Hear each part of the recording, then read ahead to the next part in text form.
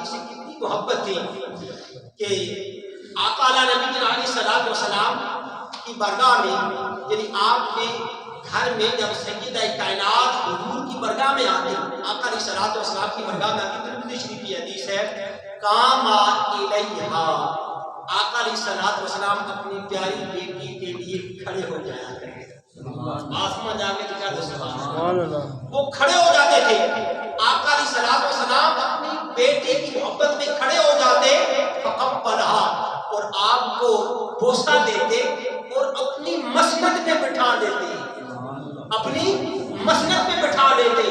اب آپ اس وقت نبی کریم صلی اللہ علیہ وسلم کی شان خود کتنی بلند ہے کہ آپ خود اندازہ لگائیں کہ اب دیکھیں کہ اگر آپ بیٹھے ہو اپنے گھر میں بیٹھے ہو، ایک مثال ہے اور مثال جو ہے وہ اس سے بعض واضح ہو جاتی ہے، آپ اپنے گھر میں بیٹھے ہو، آپ کے والد گرامی آ جائیں اوپر سے، تو کیا آپ ان کی تعظیم کے لیے کھڑے ہو جائیں گے کہ نہیں؟ کھڑے ہو جائیں گے۔ اچھا اگر بندہ بیٹھا ہے، آدمی کا استاد آ جاتا ہے، استاد آ جاتا ہے، تو کیا اس کی تعظیم میں کھڑا ہوگا کہ نہیں؟ آدمی کھڑا ہو جاتا ہے۔ اگر بندہ بیٹھا اس کا پیر آ جائے تو پھر بھی بندہ اس کے ادب میں کھڑا ہو جاتا ہے۔ سمجھ آ گیا تو کیا دے سبحان اللہ۔ اب ذرا ایک مثال دے رہا ہوں کہ دیکھیں کہ اگر بندہ بیٹھا ہو، اس کا والد آ جائے تو اپنے باپ کی تعظیم کے لیے کھڑا ہو جاتا ہے، بندہ بیٹھا ہو، اس کا استاد ہو جائے تو استاد کی تعظیم کے لیے کھڑا ہو جاتا ہے، بندہ بیٹھا ہو، پیر و مرشد آ جائے اپنے پیر و مرشد کے لیے کھڑا ہو جاتا ہے۔ اسی طرح اگر حضرت علی کرم اللہ وجہ الکریم تشریف فرما ہے، اگر صحابہ کرام تشریف فرما ہے، حضور تشریف لائیں گے تو صحابہ بھی کھڑے ہو جائیں گے۔ اگر ساری کائنات کے لوگ بیٹھے ہوں، سارے انبیاء بیٹھے ہوں، سارے غوث اور قطب اور ابدال بیٹھے ہوں، ساری کائنات کے لوگ بیٹھے ہوں، اگر وہاں حضور تشریف لے آئے تو ساری کائنات کو ادب کے لیے کھڑا ہونا پڑے گا، ساری کائنات کو ادب کے لیے کھڑا ہونا پڑے گا۔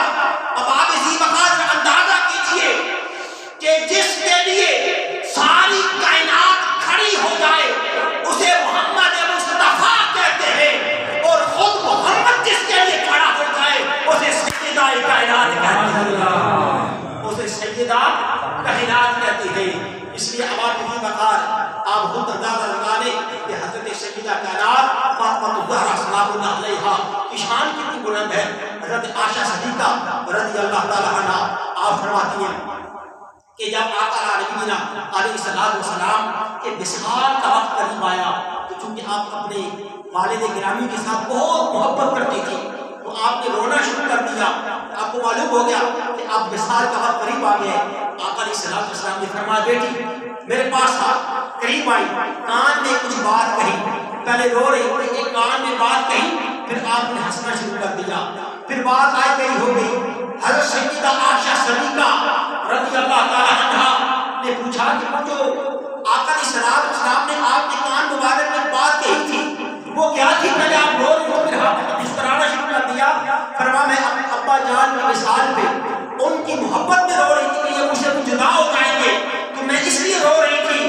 آقا علیہ الصلوۃ والسلام نے پھر میرے کان میں فرمایا اللہ ترضینا، کہ اے میری بیٹی فاطمہ کیا تو اس بات پہ راضی نہیں؟ کیا تو سبحان اللہ، اس میں استفہام انکاری ہے، اللہ ترضینا یعنی گرامر کا یعنی اس میں استفہام انکاری ہے، اور استفہام انکاری ایجاب کے معنی میں آتا ہے۔ مطلب یہ ہے کہ میری پیاری بیٹی اس بات پہ تو راضی ہو جا، اس بات پہ تو راضی ہو جا کہ تو کائنات کی تمام مومنین عورتیں جو ہیں ان کی تو سردار ہے۔ اور ایک فرمایا کہ تمام مومنین کے لیے، پھر فرمایا کہ تمام جنتی عورتوں کی تو سردار ہے۔ فرمایا جب یہ بات کی تو آقا نبی علیہ الصلوۃ والسلام نے تو حضرت سیدہ کائنات نے مسکرانا شروع کر دیا۔ 6 ماہ کے بعد پھر حضرت سیدہ کائنات بھی جو ہے آپ کا بھی وصال ہو گیا۔ یہاں ایک جو لفظ ہے وہ ایک معنی جو ہے آپ اس کے اندر ذرا دیکھیں کہ فرمایا اللہ ترضینا، کہ بیٹی کیا تو اس بات پہ راضی نہیں ہے؟ تو اب سوال یہ پیدا ہوتا ہے کہ اب حضور اپنی بیٹی کو دلاسا دے رہے ہیں، اپنی بیٹی کو راضی کر رہے ہیں۔ ارے نبی پاک کی شان تو یہ ہے کہ اللہ فرماتا ہے میرے حبیب وَلَسَوْفَ يُعْطِيكَ رَبُّكَ فَتَرْضَىٰ، میرے حبیب میں تم کو اتنا عطا کروں گا کہ میرے حبیب آپ راضی ہو جائیں گے۔ اور حدیث قدسی یہ ہے کہ کلہم یطلبون رضائی وَأَنَا أَطْلُبُ رضاکَ یا محمد صلی اللہ علیہ وسلم۔ اے میرے محبوب ساری کائنات مجھے راضی کرنا چاہتی ہے، میں رب ہو کر تجھے راضی کرنا چاہتا ہوں۔ خدا کی رضا چاہتی ہے تو عالم، خدا کی رضا چاہتی ہے تو عالم، خدا چاہتا ہے رضائے مصطفیٰ۔ تو یہاں سے پتہ یہ چلا کہ اللہ پاک فرما رہے کہ اے میرے حبیب سارے نبی، سارے غوث، سارے قطب، ساری کائنات مجھے چاہتی ہے۔ آدم علیہ السلام بھی 300 سال تک روتے رہے کہ مولا تو راضی ہو جا۔ ابراہیم علیہ السلام نارے نمرود میں پہنچ گئے، پھر بھی عرض کرتے رہے مولا تو راضی ہو جا۔ حضرت اسماعیل علیہ السلام چھری کے نیچے ہے تو پھر بھی عرض کر رہے ہیں مولا تو راضی ہو جا۔ زکریا علیہ السلام جو ہے وہ درخت کی چھو میں ہے، آرا چلنے لگا ہے، بوٹی بوٹی ہونے لگی ہے، عرض کر رہے ہیں میرے مولا تو راضی ہو جا۔ سارے نبی، سارے رسول، ساری کائنات، ہر حاجی حج کرتا ہے مولا تو راضی ہو جا۔ ہر نمازی نماز پڑھتا ہے مولا تو راضی ہو جا۔ ہر روزے دار روزہ رکھتا ہے مولا تو راضی ہو جا۔ ہر بندہ نفل پڑھتا ہے مولا تو راضی ہو جا۔ سارے کائنات کہتے ہیں میرے مولا تو راضی ہو جا۔ رب فرماتا ہے میرے محبوب میں تجھے راضی کرنا چاہتا ہوں۔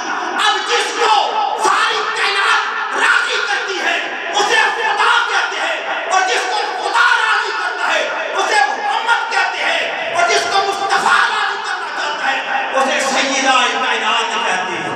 نعرہ تکبیر، نعرہ رسالت۔ اس لیے عوام کی مقال رحمت اللہ تعالیٰ لگانے کہ حضرت سیدہ کائنات کی کتنی بڑی شان ہے۔ آپ کے چاہے کسی سورج، کسی چاند کے کائنات میں کسی نے بھی آپ کا ایک بال بھی نہیں دیکھا ہے، کسی نے آپ کا ایک بال بھی نہیں دیکھا ہے۔ اس لیے جب آپ کے وصال کا وقت قریب آیا، حضرت اسماء بنت امیس رضی اللہ تعالیٰ عنہ جو حضرت ابوبکر صدیق کی زوجہ ہیں، آپ پاس بیٹھی تھی ان کی خدمت کے لیے، فرمایا آپ حضرت سیدہ کائنات تھوڑی پریشان تھی، اس لیے کہتی کہ میرا جب جنازہ ہوگا، جنازے میں میں دیکھتی ہوں جب چادر رکھی جاتی ہے مسجد کے اوپر تو وہ اس آدمی کی جب جنازہ جا رہا ہوتا ہے تو وہ اس کی جسامت کا پھر بھی معلوم ہو جاتا ہے، اس کا ڈھانچہ، اس کے اوپر چادر ہوتی ہے وہ پتہ لگتا ہے کہ اس کی جسامت کتنی ہے، اس کا ڈھانچہ کتنا ہے۔ فرمایا میں چاہتی ہوں کہ میں جب دنیا سے جاؤں میرا جنازہ بھی رات کو اٹھے اور میری جسامت کا بھی کسی کو نہ پتہ چلے کہ میری جسامت اتنی تھی۔ حضرت اسماء بنت امیس کہتی ہیں آپ پریشان نہ ہو، میں حبشہ جب ہجرت کے لیے گئی تھی تو وہاں دیکھا تھا وہ چرواہے